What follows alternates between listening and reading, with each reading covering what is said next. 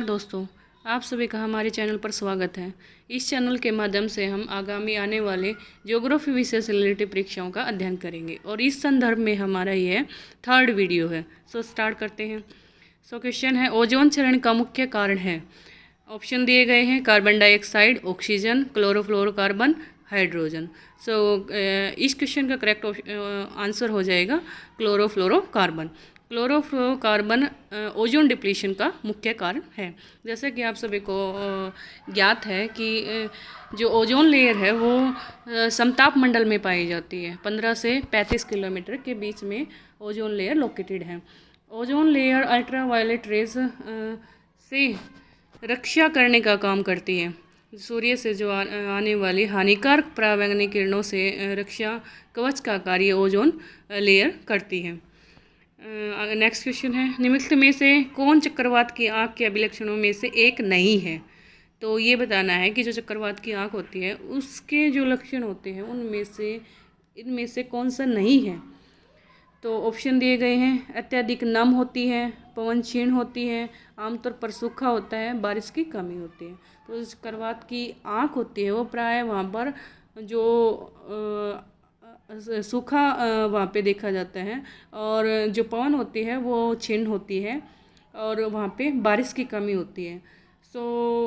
यहाँ पे अत्यधिक नमी नहीं देखी जाती, मतलब ये सूखा यहाँ पर देखा जाता है, नमी की कमी होती है इस क्षेत्र में। तो करेक्ट ऑप्शन हो जाएगा ए, अत्यधिक नम होती है, ये इसका इनकरेक्ट ऑप्शन हो जाएगा। नेक्स्ट क्वेश्चन देखते हैं।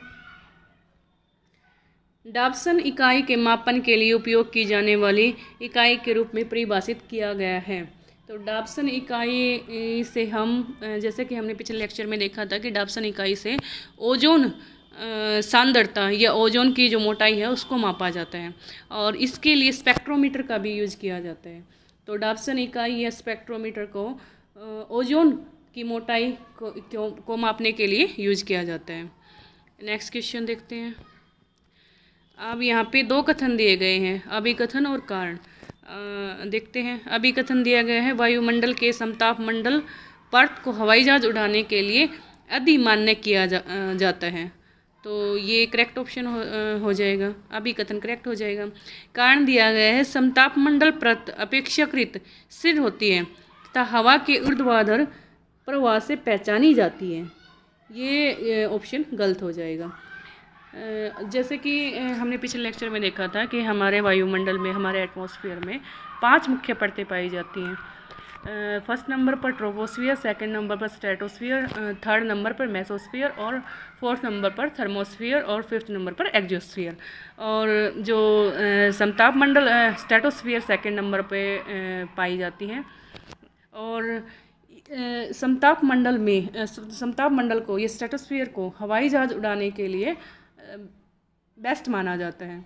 जबकि जो इसका कारण दिया गया है उसमें ये लिखा गया है कि यहाँ पर हवा का ऊर्ध्वाधर प्रवाह देखा जाता है, जो कि बिल्कुल गलत है, क्योंकि यहाँ पर हवा का हॉरिजेंटल प्रवाह देखकर वर्टिकल प्रवाह देखा जाता है। मतलब यहाँ पे हवा का वर्टिकल मूवमेंट होता है, ना कि हॉरिजेंटल।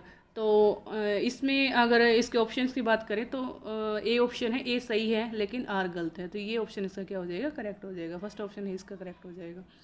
तो ए सही है यहाँ पे और आर गलत है। नेक्स्ट क्वेश्चन देखते हैं। वायुमंडल की किस परत में ध्रुवीय प्रकाश की घटना पाई जाती है। तो ध्रुवीय प्रकाश की बात करें तो ध्रुवीय प्रकाश की घटना आयन मंडल में देखी जाती है, आयनोस्फीयर में देखी जाती है। और आयनोस्फीयर 80 से 640 किलोमीटर की ऊंचाई पर लोकेटेड है। और यहाँ अगर आयनोस्फीयर की बात करें तो आयनोस्फीयर में ऊंचाई के साथ तापमान में वृद्धि होती है, और इस परत में उत्तरी ध्रुवीय प्रकाश और दक्षिणी ध्रुवीय प्रकाश के दर्शन होते हैं। तो ये आप सभी को ध्यान रखना है कि वायुमंडल की जो आयनमंडल परत है यहाँ पर ध्रुवीय प्रकाश की घटना देखी जाती है। नेक्स्ट क्वेश्चन देखते हैं। आयनमंडल के बारे में क्या सत्य नहीं है। ये बताना है कि आयनोस्फीयर है, इसके बारे में कौन सा कथन सत्य नहीं है। तो देखते हैं ऑप्शन। ए ऑप्शन है, यह रेडियो तरंगों का परावर्तित करता है। तो ये रेडियो तरंगों को परावर्तित करने का काम करती है। करेक्ट ऑप्शन है बी। देखते हैं, यहाँ गैसें आयनिक रूप में होती है, तो आयनिक रूप में भी होती हैं, तो ये भी करेक्ट हो जाएगा। यह वायुमंडल की ठंडी परत है। हमने पिछले क्वेश्चन में देखा था कि आयन मंडल में ऊंचाई के साथ तापमान में वृद्धि होती है, तो वृद्धि होगी तो तापमान क्या होगा, ज़्यादा होगा, ना कि ये परत ठंडी होगी। तो ये ही क्या हो जाएगा, इसका इनकरेक्ट ऑप्शन हो जाएगा। 4 देखते हैं, यह मध्य मंडल और तापमंडल के मध्य अध्यारोपित होता है, तो ये मध्य मंडल और तापमंडल के बीच में पाई जाती है, मेसोस्फीयर और थर्मोस्फीयर के बीच में पाई जाती है। तो ए, बी और डी ये तीनों हो जाएंगे करेक्ट। और क्योंकि यहाँ पे सत्य नहीं है, इनकरेक्ट ऑप्शन पूछा गया है, तो वो हो जाएगा यह वायुमंडल की ठंडी परत है। अगर इसकी जगह होता है यह वायुमंडल की गर्म परत है, तो ये करेक्ट हो जाता है, लेकिन यहाँ पे ठंडी कहा गया है, तो ये क्या हो जाएगा, इनकरेक्ट। नेक्स्ट क्वेश्चन देखते हैं, ऑरोरो बोरियालिस होता है। तो ऑरोरो बोरियालिस की बात करें तो वो ध्रुवीय प्रकाश होता है, जैसा कि हमने पिछले जो क्वेश्चन में देखा था। और ऑरोरा बोरियालिस आयन मंडल में पाया जाता है, आयनोस्फीयर में पाया जाता है, आयनोस्फीयर की घटना है ऑरोरा बोरियालिस, जिसको उत्तरी ध्रुवीय प्रकाश और दक्षिणी ध्रुवीय प्रकाश भी कहा जाता है। नेक्स्ट क्वेश्चन देखते हैं, उत्तर ध्रुवीय ज्योति उत्पन्न होती है। तो उत्तर ध्रुवीय ज्योति जैसा कि अभी पिछले क्वेश्चन में किया, वो आयन मंडल में देखी जाती है। नेक्स्ट क्वेश्चन, निम्नलिखित में से कौन सी हरित गैस नहीं है, नहीं पूछा गया है। तो जो ग्रीन हाउस गैसेज इनमें से कौन सी नहीं है। मीथेन की बात करें तो ग्रीन हाउस गैस है, नाइट्रस ऑक्साइड की बात करें तो वो भी ग्रीन हाउस गैस है, कार्बन डाइऑक्साइड भी ग्रीन हाउस गैस है, जबकि ऑक्सीजन की बात करें तो ऑक्सीजन एक ग्रीन हाउस गैस नहीं है। तो ग्रीन हाउस गैसेज हैं वो हमारे जो वायुमंडल है या हमारी जो अर्थ है उसको गर्म करने का काम करती हैं, ग्लोबल वार्मिंग का काम करती हैं।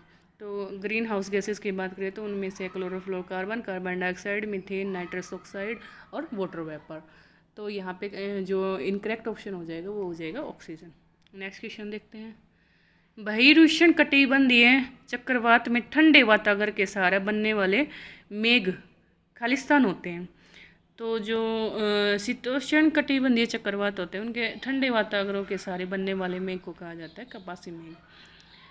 कपासी मेघ यहाँ पे कहा जाता है, ठीक है। तो बहिरुष्ण कटिबंधीय जो चक्रवात होते हैं उनको शीतोष्ण कटिबंधीय चक्रवात भी कहा जाता है।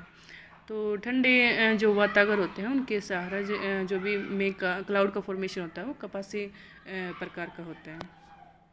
नेक्स्ट क्वेश्चन देखते हैं, चक्रवात तथा प्रति चक्रवात में पवनों की दिशा के प्रारूप के संबंध में असत्य कथन चाटिए। तो ऑप्शन देखते हैं, उत्तरी गोलार्ध में चक्रवात में पवनों की दिशा घड़ी की सुई की दिशा के विपरीत होती है, जो कि बिल्कुल ठीक है।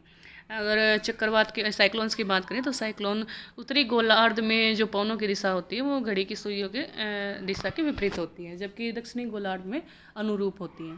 तो बी ऑप्शन फर्स्ट जो ऑप्शन है वो हो जाएगा करेक्ट, क्योंकि यहाँ पे असत्य कथन चाटना है, तो ए ऑप्शन हो जाएगा करेक्ट। अब बी देखते हैं, उत्तरी गोलार्ध में चक्रवात में पवनों की दिशा घड़ी की सुई की दिशा के अनुरूप होती है, ये हो जाएगा इनकरेक्ट, क्योंकि पहले ये ऑप्शन में हमने देखा कि जो पवनों की दिशा है वो घड़ी की सुइयों की दिशा के विपरीत होती है, ना कि अनुरूप। तो बी ऑप्शन ही यहाँ से क्या हो जाएगा, मतलब इनकरेक्ट हो जाएगा।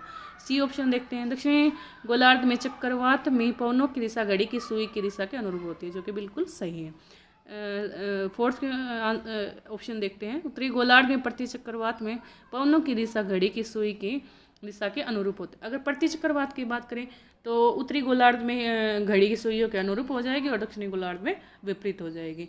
तो यहाँ पे जो इनकरेक्ट ऑप्शन है वो क्या हो जाएगा, बी।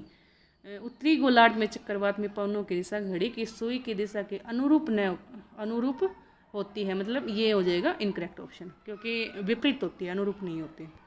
नेक्स्ट क्वेश्चन देखते हैं, वायुमंडल की परत जो अपलिटन परत के नाम से जानी जाती है वह है। तो ये बताना है कि जो वायुमंडल की जो यहाँ पे कुछ परतें दी गई हैं और इस परत का नाम अपलिटन परत के नाम से भी जाना जाता है। तो डी परत, ई परत, F1, F2 परतें, जी परत। तो अगर करेक्ट ऑप्शन की बात करें तो वो हो जाएगा F1 और F2 परतें। F1 और F2 परतें आयन मंडल में पाई जाती है, आयनोस्फीयर में पाई जाती हैं। तो ये आप सभी को ध्यान रखना है ये नेट जेआरएफ में भी पूछा गया था और आरपीएससी असिस्टेंट प्रोफेसर में भी ये क्वेश्चन आ चुका है। तो अपलिटन परत के नाम से F1 F2 परतों के परतें के नाम से भी जाना जाते हैं, जो कि आयनोस्फीयर में लोकेटेड है। नेक्स्ट क्वेश्चन देखते हैं। जलवायु एवं मौसम संबंधी समस्त परिवर्तन होते हैं। तो जलवायु और मौसम संबंधी समस्त जो परिवर्तन होते हैं वो क्षोभ मंडल में होते हैं, ट्रोपोस्फियर में होते हैं। और ट्रोपोस्फियर को परिवर्तन मंडल के नाम से भी जाना जाता है। जितने भी जो चाहे वो वाष्पीकरण से रिलेटेड हो, संघनन से रिलेटेड हो, या कुहरा हो, बादल का निर्माण हो, ओस, पाला, हिमवर्षा, बादल की गर्ज, बिजली की चमक, चक्रवात, तड़ित टाइफून आदि सभी ये क्षोभ मंडल में देखे जाते हैं, इसलिए क्षोभ मंडल को परिवर्तन मंडल भी कहा जाता है। तो इसका करेक्ट ऑप्शन हो जाएगा क्षोभ मंडल, ए ऑप्शन करेक्ट हो जाएगा। नेक्स्ट क्वेश्चन देखते हैं। वायुमंडल की परतों में निचली परत कौन सी है? निचली परत की बात करें तो सबसे निचली परत है ट्रोपोस्फियर, परिवर्तन मंडल या क्षोभ मंडल। क्षोभ मंडल को ही जैसे हमने पिछले जो क्वेश्चन था उसमें देखा था कि जो क्षोभ मंडल है उसको परिवर्तन मंडल के नाम से भी जाना जाता है। तो जो सबसे निचली परत है वो क्या हो जाएगी? परिवर्तन मंडल। जो हमारा एटमॉस्फेयर है उसमें टोटल 5 परतें पाई जाती हैं और वो 5 परतों के नाम है। सबसे निचली परत है ट्रोपोस्फियर, सेकंड नंबर पे अगर बात करें तो स्ट्रेटोस्फियर, थर्ड नंबर पे बात करें तो मेजोस्फियर, और फोर्थ नंबर पे बात करें तो थर्मोस्फियर, और फिफ्थ जो परत है वो एक्सोस्फियर हो जाएगी। तो इस जो क्वेश्चन का करेक्ट ऑप्शन हो जाएगा परिवर्तन मंडल या क्षोभ मंडल। नेक्स्ट क्वेश्चन देखते हैं। मानव की सभी क्रियाएं तथा मौसमी घटनाएं घटित होती हैं। तो मानव की सभी क्रियाएं और मौसमी घटनाएं जैसे कि हम पिछले क्वेश्चन में देख चुके हैं कि वो कहाँ पर घटित होती हैं? क्षोभ मंडल में, ट्रोपोस्फियर में। तो आपको ध्यान रखना है ये। अब नेक्स्ट क्वेश्चन देखते हैं। निम्नलिखित में से कौन सा शीतोष्ण चक्रवातों का सामान्य लक्षण नहीं है? नहीं है बताना है, ठीक है।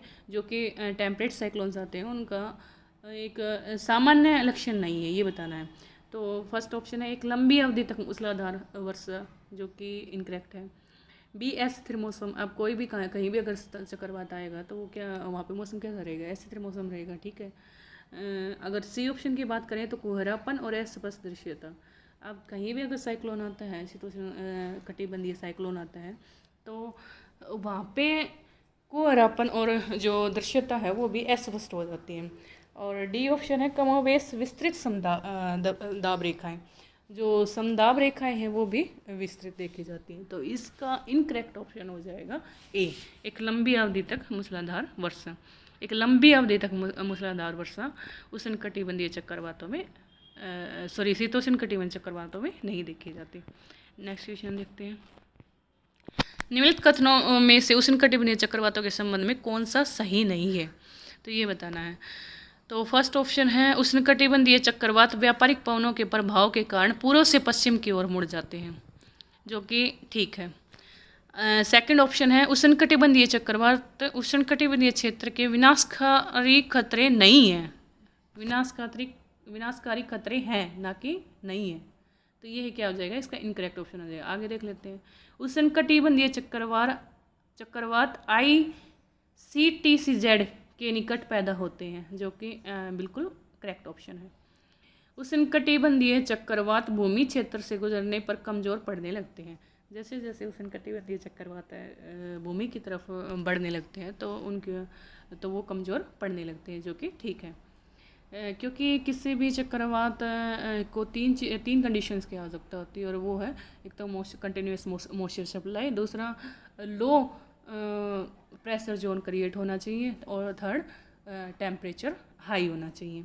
तो टेम्परेचर की बात करें तो टेम्परेचर तो ज़मीन पे भी पा सकता है हाई, और अगर निम्न दाब की बात करें, लो प्रेशर जोन की बात करें तो वो भूमि में भी पा सकते हैं। लेकिन मॉइस्चर सप्लाई ज़मीन पर मोस्टली नहीं देखे जाते, जो कि समुद्रों पर ज़्यादा देखे जाते हैं, और जो ज़मीन का जो हिस्सा होता है, भूमि का जो क्षेत्र होता है उस पर कम देखी जाती है। इस वजह से ये ऑप्शन भी करेक्ट हो जाएगा। तो इसमें इनकरेक्ट ऑप्शन हो जाएगा उष्णकटिबंधीय चक्रवात उष्णकटिबंधीय क्षेत्र के विनाशकारी खतरे नहीं है।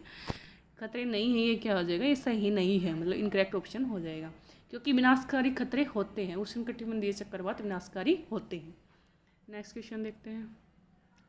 निम्नलिखित में से कौन से वर्ष का कौन सा विशेष समय में अधिकतम उष्णकटिबंधीय चक्रवात आते हैं। मतलब ये पूछा गया है कि उष्णकटिबंधीय चक्रवात कौन से समय सबसे ज़्यादा ऑब्जर्व किए जाते हैं, देखे जाते हैं। तो वो देखे जाते हैं 1 जून से 30 नवंबर के बीच। ऑप्शन दिए गए हैं जून 5 से नवंबर 25, और सेकंड ऑप्शन है जुलाई 1 से नवंबर 30, और जून 29 से दिसंबर 5, और जून 1 से नवंबर 30। तो जो मोस्टली जो उष्णकटिबंधीय चक्रवात हैं वो जो 1 जून से लेकर और 30 नवंबर तक ऑब्जर्व किए जाते हैं। सो थैंक यू, आज के लिए इतना ही। If you like the video please share and subscribe the channel. Thank you.